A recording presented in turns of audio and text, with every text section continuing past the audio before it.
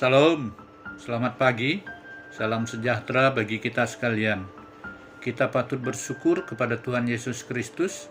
Atas kasih karunia-Nya kita dapat menikmati dan menjalani kehidupan kita di sepanjang hari-hari yang telah kita lewati. Marilah kita mengawali hari ini dengan membaca dan merenungkan firman Tuhan. Bersama saya, Penatua Mulyadi dari Majelis Jemaat GKI Palangka 1. Lingkungan Pelayanan 4. Sebelum kita membaca firman Tuhan, marilah kita berdoa.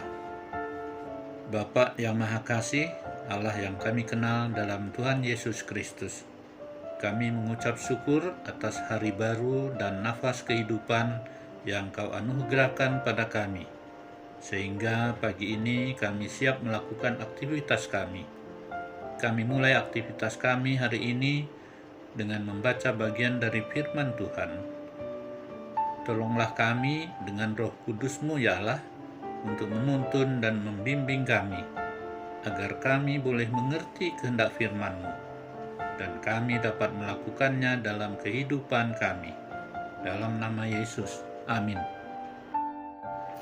Yang menjadi dasar renungan kita hari ini diambil dari kitab Ester, pasal 8, ayat 1 sampai ayat yang ke-17 dengan perikop perintah raja yang menguntungkan orang Yahudi.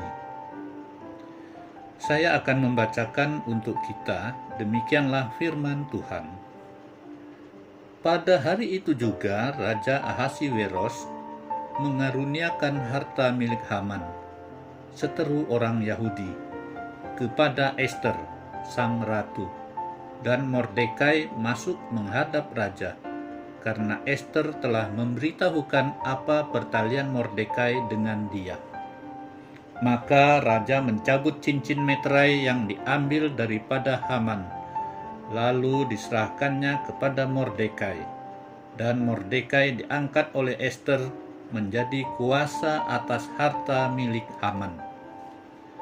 Kemudian Ester berkata lagi kepada raja, sambil sujud pada kakinya dan menangis, mohon karunia-Nya, supaya dibatalkannya maksud jahat Haman, orang Agag itu, serta rancangan yang sudah dibuatnya terhadap orang Yahudi.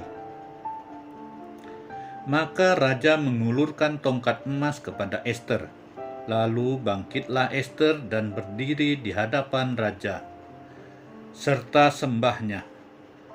Jikalau baik pada pemandangan raja, dan jikalau hamba mendapat kasih raja, dan hal ini kiranya dipandang benar oleh raja, dan raja berkenan kepada hamba, maka hendaklah dikeluarkan surat titah untuk menarik kembali surat-surat yang berisi rancangan Haman bin Hamedata, orang Agag itu, yang ditulisnya untuk membinasakan orang Yahudi di dalam semua daerah kerajaan.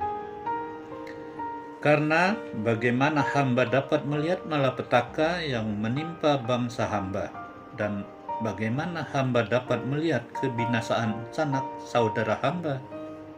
Maka jawab Raja Ahasiweros kepada Ester sang ratu, serta kepada Mordekai orang Yahudi itu, harta milik Haman telah kukaruniakan kepada Ester, dan Haman sendiri telah disulakan pada tiang karena ia sudah mengacungkan tangannya kepada orang Yahudi.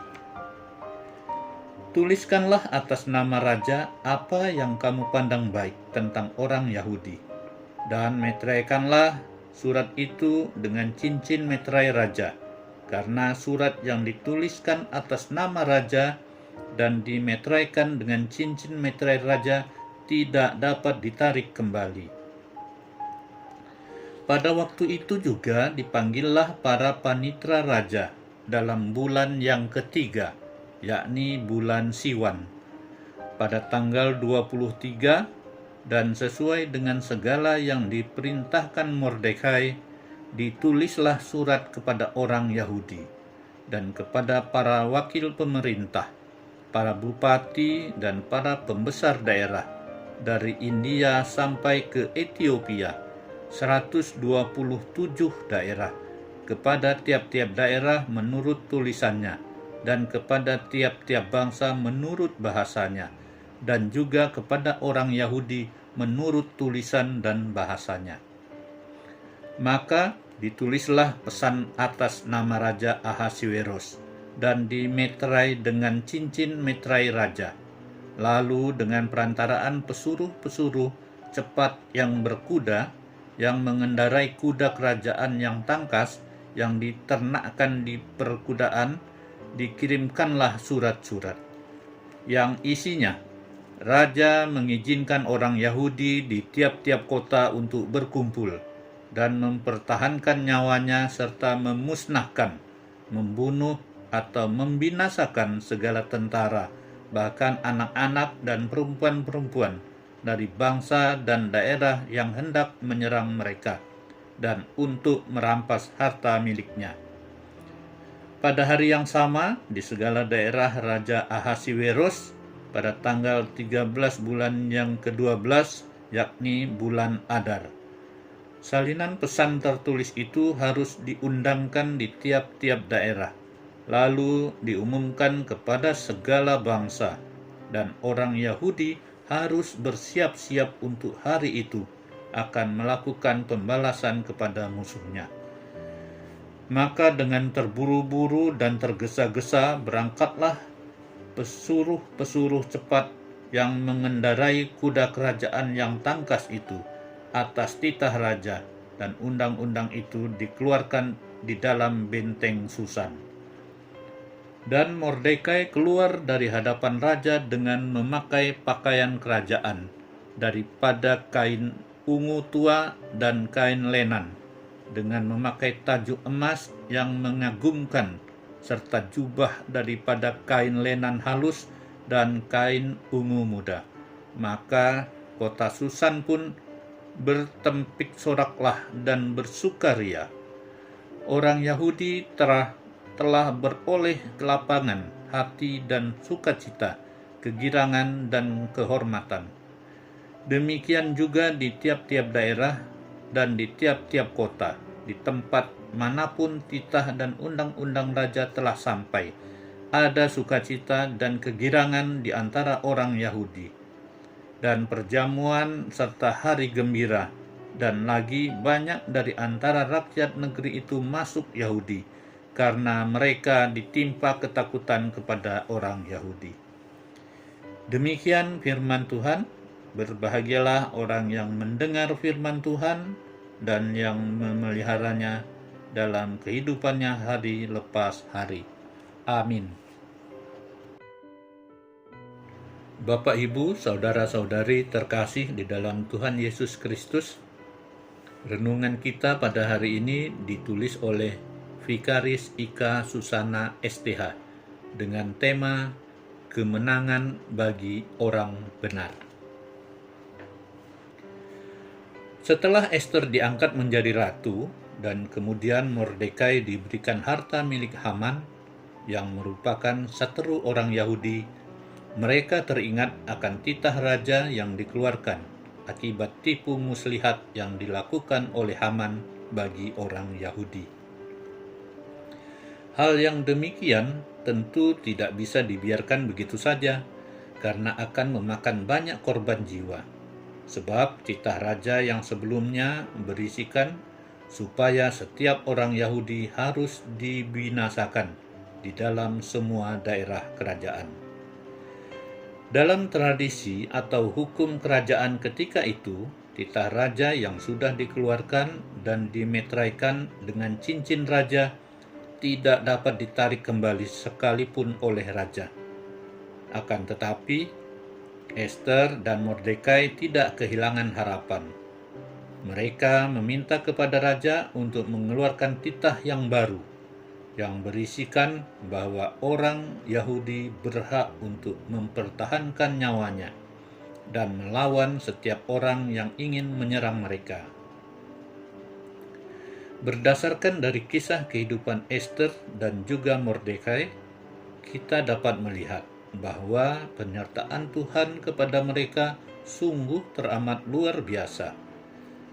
Tuhan memakai mereka yang dipandang sebagai orang buangan untuk dapat menyelamatkan kehidupan umat yang dikasihi Tuhan. Lalu, dari apa yang dilakukan oleh Haman kepada Mordekai, kita dapat merenungkan juga bahwa tidak selamanya kehidupan orang fasik ada dalam kemakmuran. Sebab, pada akhirnya orang tersebut akan berakhir dalam kesia-siaan. Amsal pasal 13 ayat 22 mengatakan, orang baik meninggalkan warisan bagi anak cucunya, tetapi kekayaan orang berdosa disimpan bagi orang benar. Kekayaan dan kekuasaan menjadikan Haman seorang angkuh dan menindas orang yang lemah. Namun pada akhirnya, ketika ia meninggal, semua harta kekayaannya diberikan raja kepada Mordekai. Untuk itu, marilah setiap kita menjadi orang yang benar.